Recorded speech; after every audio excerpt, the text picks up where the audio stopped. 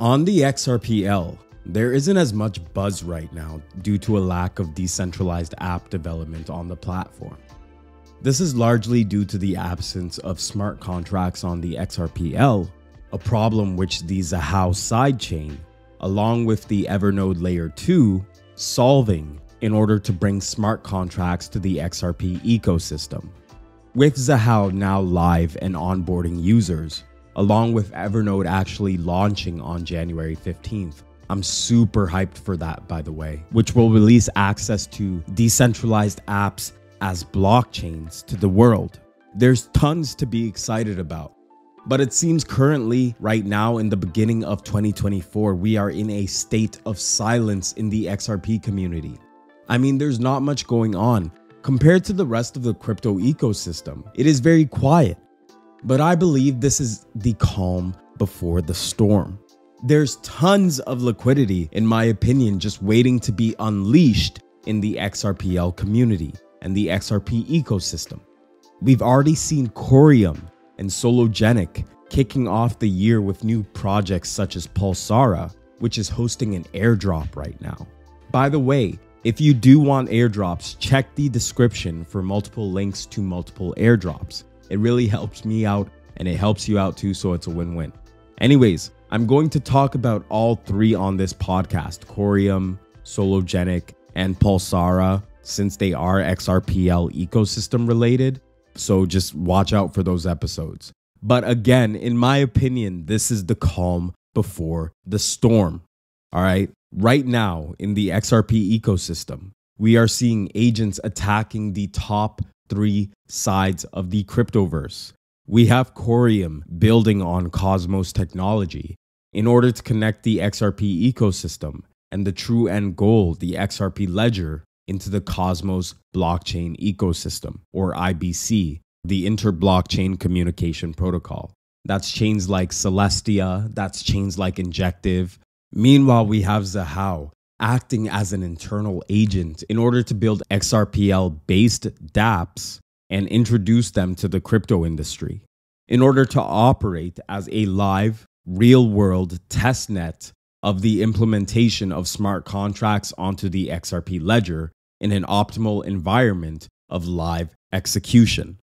And then we also have the XRPL EVM sidechain as well, which is tearing down the borders between the Ethereum blockchain ecosystem of tokens and decentralized applications that are written in Solidity, while taking advantage of XRP's speed, quick confirmation times, and proof of authority consensus algorithm.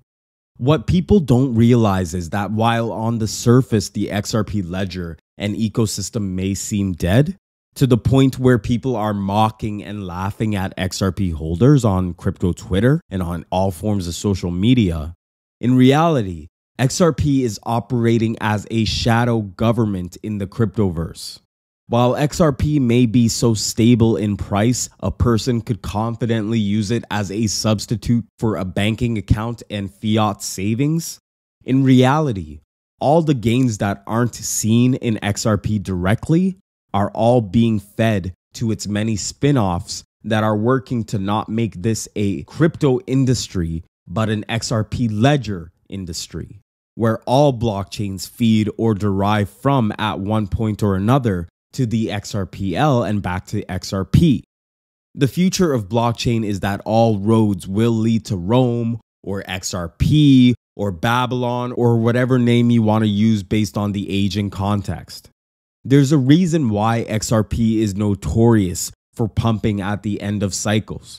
Cycles seem to just have this nasty habit of starting with Bitcoin and ending in XRP. This is the only crypto that is a historical outlier in terms of the general flow of money in these crypto bull run cycles. The saying that has been perpetuated due to a flow chart circulating around showing how money generally flows in crypto and during these bull runs. This flow chart highlights the four phases of a cycle. It begins with money entering the market through Bitcoin, which causes those huge price moves, just like the ones we saw all throughout December 2023, including the moves we're seeing right now at the beginning of 2024, where Bitcoin is ripping past 45K and influencers are talking bare bullshit, claiming they knew this would happen and $50,000 is FUD. After the Bitcoin phase comes the second phase, which is the Ethereum phase. This is where money enters ETH and it starts absolutely ripping as well. As the cycle goes on, money gradually flows into large caps like Chainlink, all right? Like Solana, like BNB. That's when you're getting all your BNB casino shitcoins. I love that shit. That's when we got that XRPL altcoin season. That was crazy too. Those layer ones and layer zeros that pretty much dominate the headlines and mainstream media. Then finally, you get phase 4, which is alt season, where we see just all kinds of shitcoins moving. Your meme coins are mooning like crazy. You're having these $1 million market cap coins doing 10x, 50x, 100x overnight and more. Keep in mind, there is always a bit of an overlap in these phases, and it's not as clear cut and distinct as I made it out to be. But what everybody loves to point out is the fact that XRP is almost entirely impervious to these bull runs, except till the final moments. What do I mean? Well, when Bitcoin runs, XRP not doing shit. When Ethereum runs, XRP stays disappointingly stable. It might pump 5% and then just like drop back 6%. When large caps go bonkers and are moving 50%, 200% and more a day, this is XRP's time to shine, but it's acting like it's just being delisted on most exchanges. But we've already established it's not a security. It's actually the only other crypto besides Bitcoin that has been confirmed in the US to not be a security. Just saying. Even in altcoin season, XRP is not a contestant to bet on because any coin developed and launched on any layer 1 platform will perform even better than XRP, even if it doesn't have a website.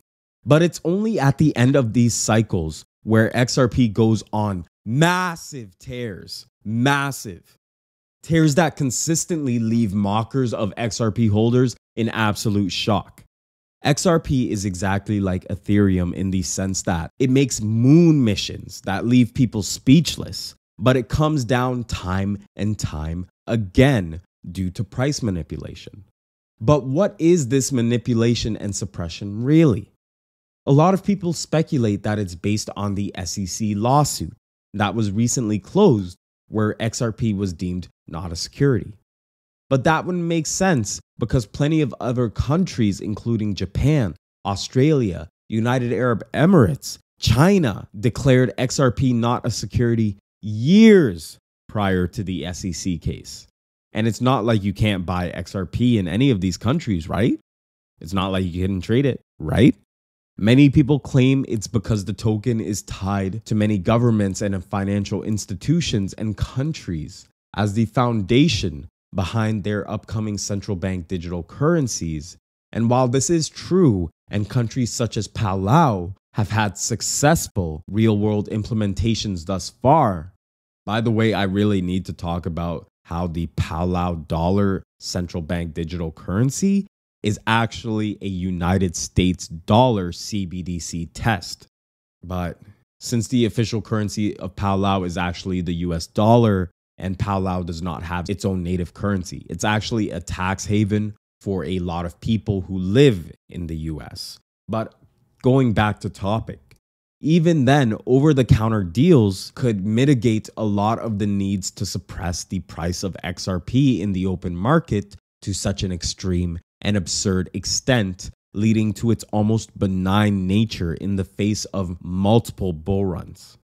I'm hearing tons of people claim this bull run, the total crypto market cap will go from $1.8 trillion today to $5 trillion, $10 trillion, and even $50 trillion. But I believe there is no such thing as a total crypto market cap. I believe the truth of money flow in crypto is that it flows from one head to the other, one king to the other, from Bitcoin to the new king, XRP. There is only a total XRP market cap, and everything else, everything is a derivative, extension, evolution, adoption, bastardization, or reimagination of XRP. These bull runs only happen because XRP isn't running.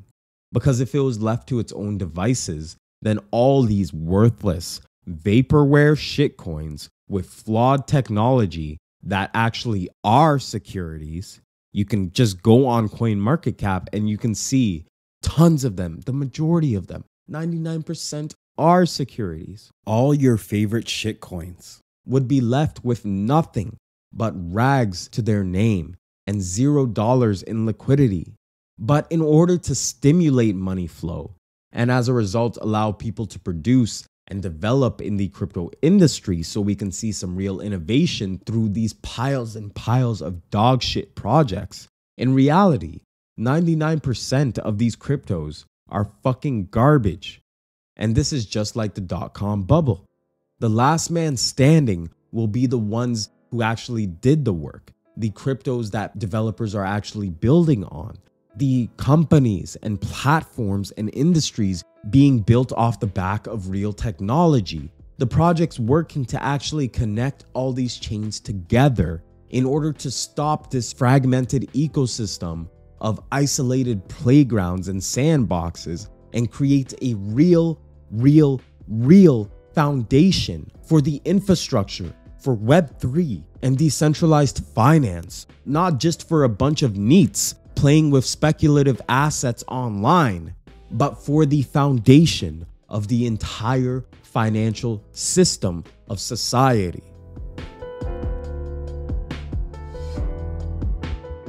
I have no doubts I will be bag holding XRP for years. I have zero doubts whatsoever. I also have zero doubts I will be rich forever. Forever. Why? Because fuck you, I have XRP. Thank you for listening to the XRP podcast. Thank you so much, and God bless you. Take care.